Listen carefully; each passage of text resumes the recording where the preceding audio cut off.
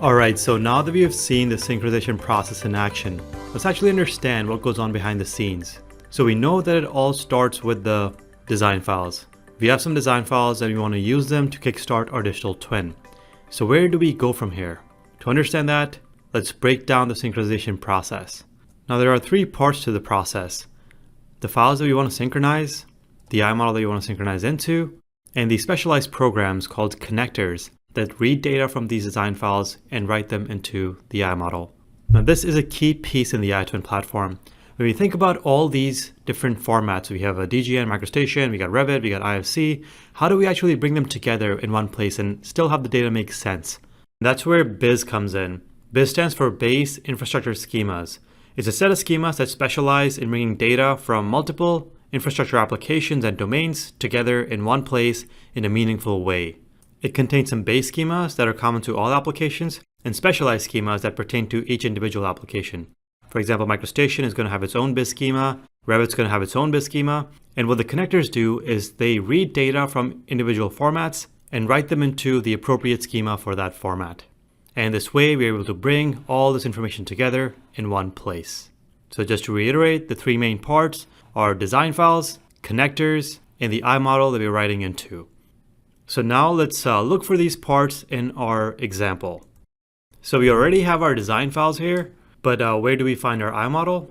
So if you go to the My iModels page in developer.bentley.com, the way to get to that page is click on your user profile and you'll see the option right there.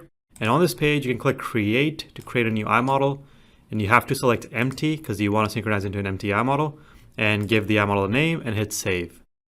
So I already created one here. It's called Empty iModel, which actually is not the best name because as soon as we synchronize, it's not going to be empty anymore. But I thought I would just play with the name.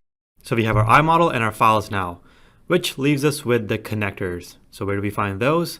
Now that's where the Synchronization API comes in. The Synchronization API provides us with all these connectors that we can tap into and all these formats that we can synchronize into the iModel.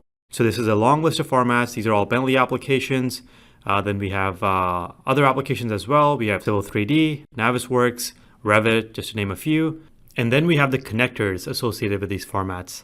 So we can simply run the right connector on the right format and bring our data into the iModel. So another key concept here, these three things, when they come together, they form what is called a connection, which is an object in the Synchronization API. And the idea behind it is that the same design files are going to change throughout the course of the project. As the project progresses, the designers are going to make updates to these files, and we want to synchronize those changes into the iModel to make sure that it has the latest project data. So synchronization is a recurring process, and that's why we stored this definition. So we can simply run the connection over and over again as we update these files in a clean and simple way. So do remember this term connection. It comes up a lot in the API. In fact, that's exactly what we have in this application. In the background, we have a connection that was defined that includes these two design files and these connectors that act on these design files, and our empty iModel, which is not so empty anymore and contains the transformed data for our digital twin. And anytime there are new changes to these files, we can simply run the same connection again and get the latest changes into the iModel. And with that, we have covered the key concept of how synchronization works, and now we can actually look into this iModel and see what the connectors did. So let's check that out in the next video.